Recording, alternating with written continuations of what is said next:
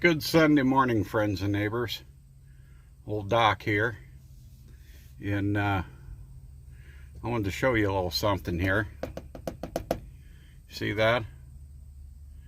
I don't know if you guys had noticed in other videos where I've been in Ranger, you couldn't even see the gauges during the day or at night. If I can get the sun glare on there. And here's why. Here's the old plastic panel. Well, I have it upside down there. Here's the old panel that was in there on the gauges. And I thought it was dust and dirt, and it does collect on the backside after so much age. So I took the screws out of this piece of trim, reach back here, and I don't know if you can see that little notch right in the top there. Take a little pick or a hook and pull, and there's a spring-loaded deal behind your washer knob. That pulls off. Then you have to reach up under your dash, and on top of your light switch box there, where your wires plug into the bottom, there is a little spring-loaded pin on top, and you have to reach your hand up under the dash. You'll feel that little pin. You push that down, a little spring-loaded plunger, and then your knob comes out, and they can be a fight. Anyway, and my dash lights at night, they would flicker, go off, and you just have to barely turn the knob, and they'd come back on for a little bit, and then they'd go back off. Well, the contacts in there were dirty, so while I had all this out, I took that switch out, and all you do is unplug the plastic box from the bottom of your light switch, and there's a metal thing behind this plastic. Once you get this cover off, take a pair of pliers, unscrew that, and your whole switch will come out then. And it's like a spring that goes around a ceramic piece, and when you turn this knob, there's a little copper deal that drags around on that spring, and wherever you're at on that spring determines how bright, how dim your dash lights are. And when you turn it so far, then your dome light comes on. Okay. So anyway, I got tired. You couldn't, even during the day, with this, you couldn't hardly see the gauges. I mean, it was pitiful. And that's not dirt.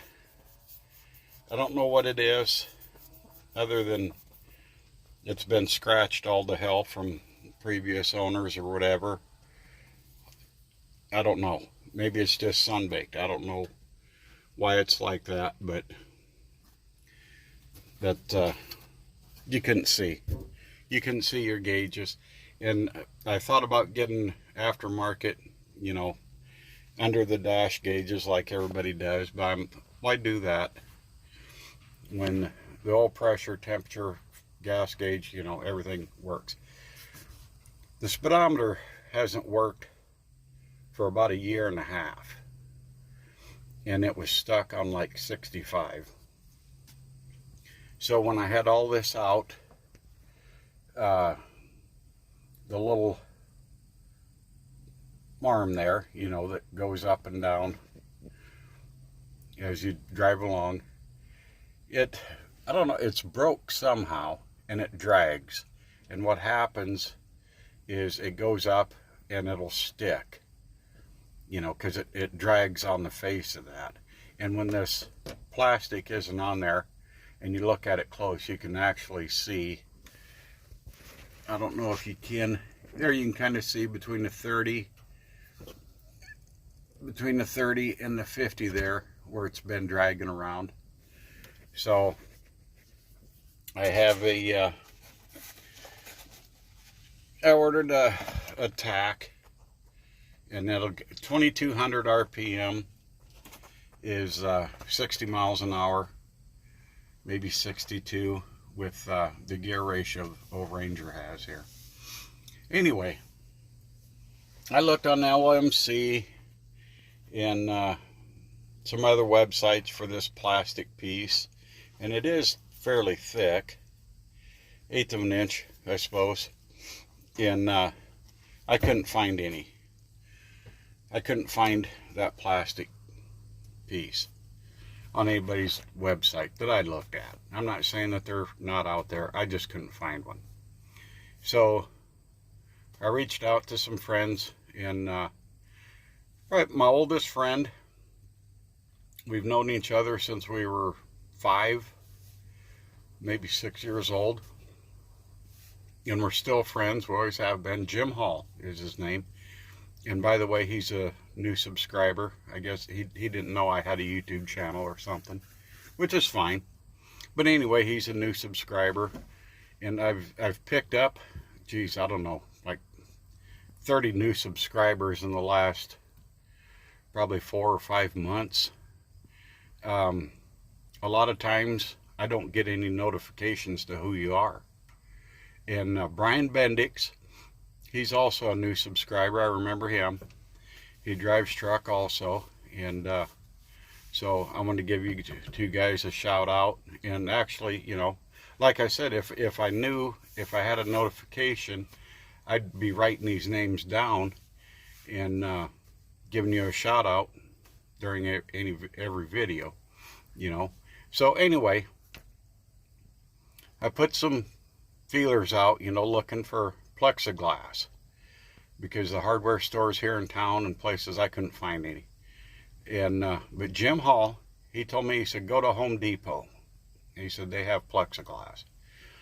So yesterday, Penny and I, we went to Home Depot, and when you look online, it's plexiglass is not cheap, you know. This wasn't bad. It was a what was it, 24, not 24, 14 by 12, whatever, inches. And it was just barely big enough.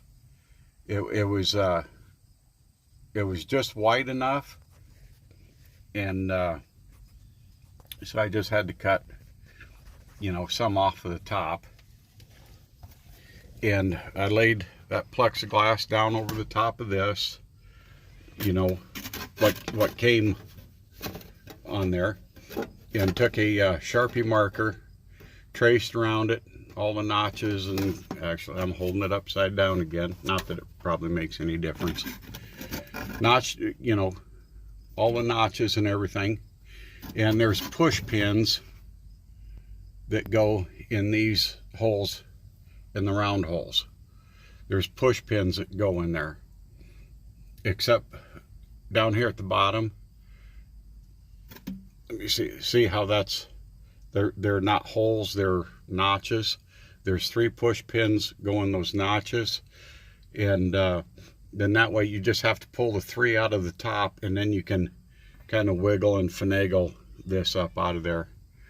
And so anyway, I traced that out with a Sharpie marker, and they have special tools to cut plexiglass and stuff. Home Depot had them. Hell, it was like $14 for that little deal. I thought, hell with that. I took the she's getting warm in here. I took oh, it looks like a little cutoff wheel for a die grinder, and but it goes in my Dremel, and I did all the cutting out with that, except for the round holes.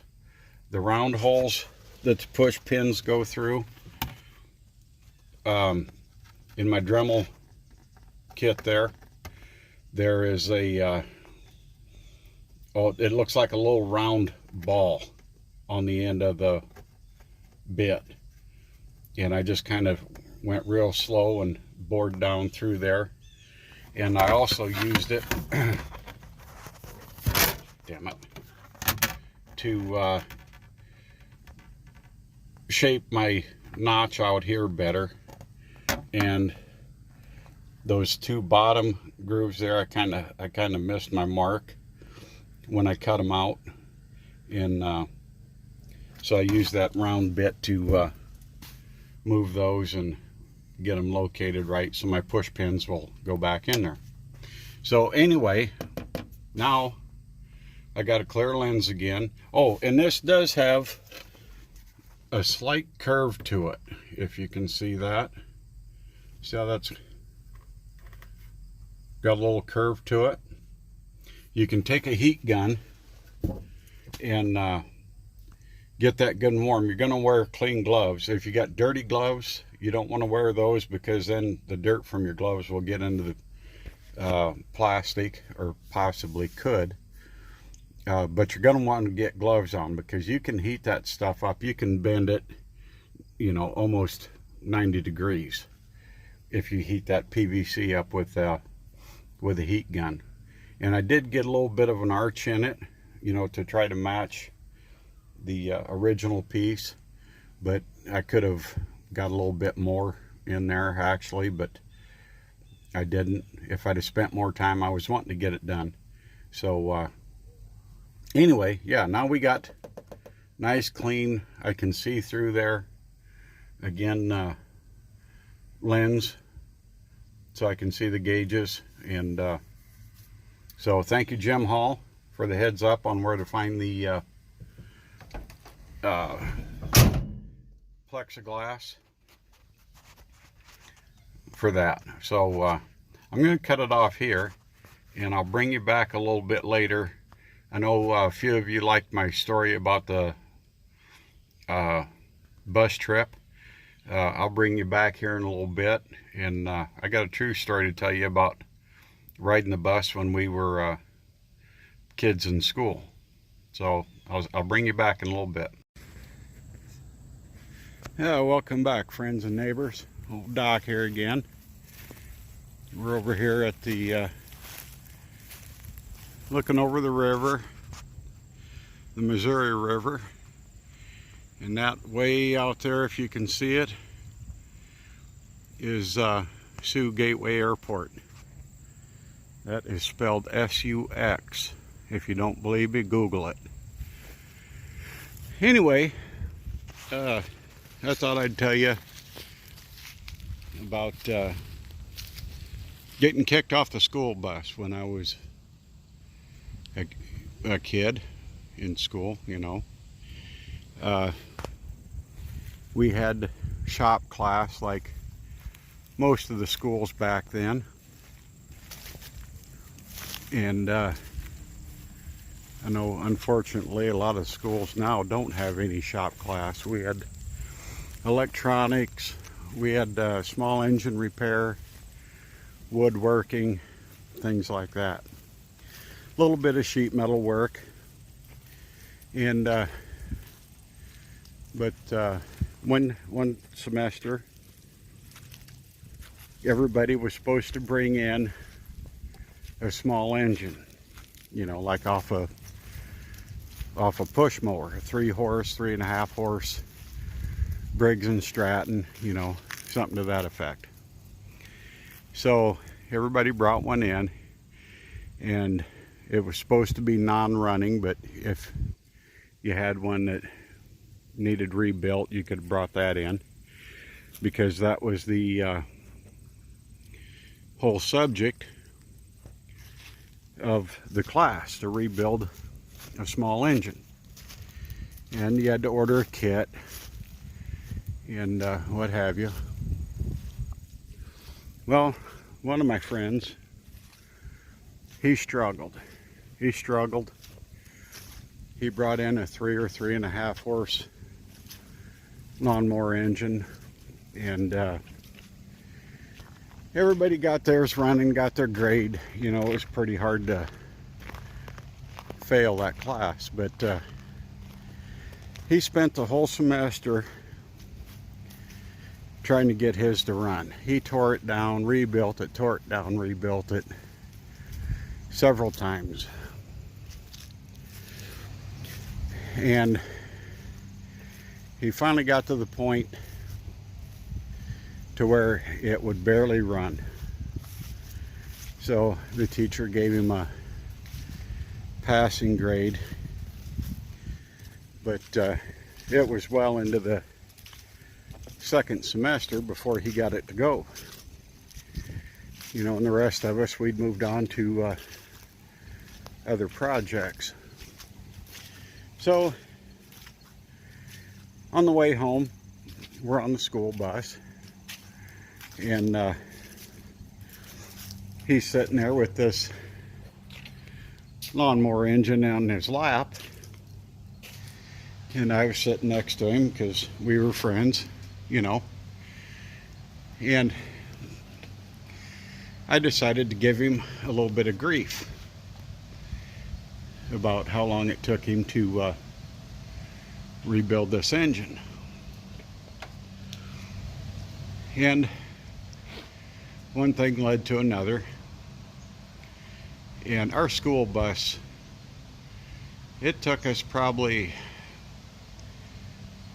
I don't know, 40-45 minutes, our school bus ride, in the morning and in the evening. We didn't live that far from the school, but the route that the bus took, I mean, if you drove it, you could drive it in 15 minutes in a car. But the route that our bus took, you know, it took longer. So anyway, I decided to give my friend some grief about his non-running lawnmower engine, which he eventually, you know, got it to sputter a little bit, so he got his passing grade. So we're sitting side by side in the school bus, in the back of the school bus, you know, that's where all of us hoodlums hung out. And I was teasing him. I told him, you know, what a POS his engine turned out to be, you know, and he didn't do a very good job of fixing it. Well, this aggravated him. So I bet him $1 that he couldn't get it to start. And so, you know, everybody was kind of listening by now, and this really perturbed him. So he's sitting there with this engine with the vertical shaft between his legs on his lap in the school bus, and he starts jerking on the rope trying to get this thing to start. And everybody else, they kind of chimed in, you know, start laughing and teasing him, and it just aggravated him that much more. So after about 10 pulls on the rope, he was getting a little winded. I told him, I said, well, give that choke a tug. Pull that choke out a little bit. I said, I think that's all it lacks is, you know, choke it and it'll start. He pulls the choke out, gives that old pull rope another tug, and that son of a gun started, and it was running wide open. Now, like I said, he didn't do a very good job of rebuilding this engine, and the rings weren't seated or anything, and it instantly filled that bus full of smoke. And so he's sitting here with this 3 or 3.5 horse Briggs and Stratton sitting on his lap, the shaft running between his legs, running wide open, and filling that bus full of smoke. Well,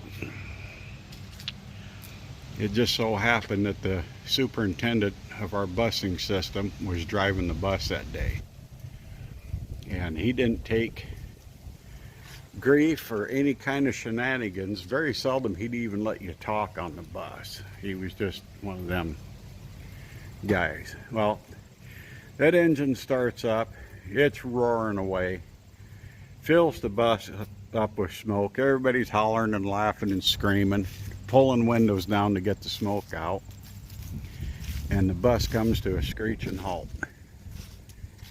Well, the fun and games were over. We ended up walking. You know, it would have been a shorter distance if we'd have walked from the school home. But we were quite a ways away. We ended up walking probably close to 8 miles. And he carried that engine under his arm for about 1.5 miles, and finally he just threw it in the ditch. And his dad was mad at him because he never brought the engine back home. We went back later on the next day, and somebody found it and picked it up. But we spent the rest of that semester walking to and from school if we couldn't find a ride, because we weren't allowed on the bus for a semester. So there's another, that's a true school bus story.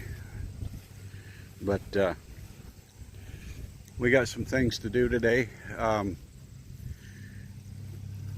going to, when the grass dries out, we had a heavy dew last night, I'm going to crank up Matthew's B, and we got it hooked to the big 4 mower, and it does a pretty good, pretty fast job on mowing this section of the yard. It cuts probably 2.5. One pass with that big 4 mower equals to about 2.5 passes with the riding mower. So it cuts the mowing time down pretty fast. But I'll have to wait for the grass to dry out before I start mowing. Maybe I'll throw a little bit of that in at the end. Hopefully this hasn't gotten too long. But I'm going to try to get back to posting on Sundays. And I guess while the grass is drying out, I'm going to install that tachometer on our Ranger here. And our Ranger starts up pretty doggone good even after it sets for almost a week. It starts pretty good. And there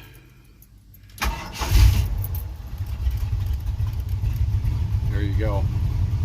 It can set for, yeah, notice, see my speedometer, it's dragging on the face and it's stuck because we're not moving.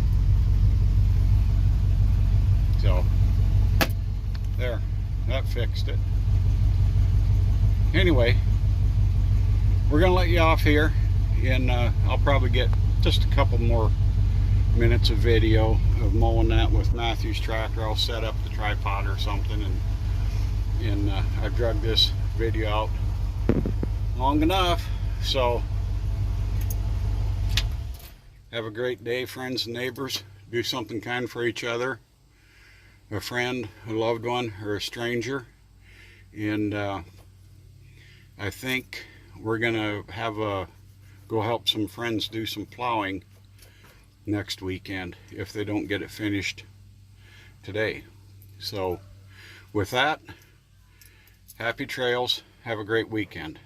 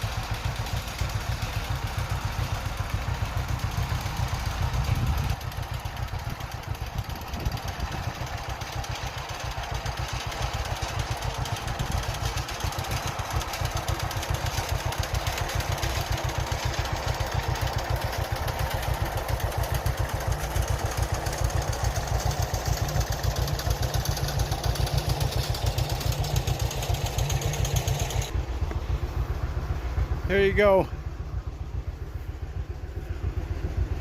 Doesn't show a whole lot of improvement. I mean, it's mowed down, but it wasn't that tall. We just clipped a couple inches off the top is all we did. But anyway, thought I'd get the bee out and the big 4. So I may put this on a separate video. It got kind of long. We'll see. Happy trails, friends and neighbors.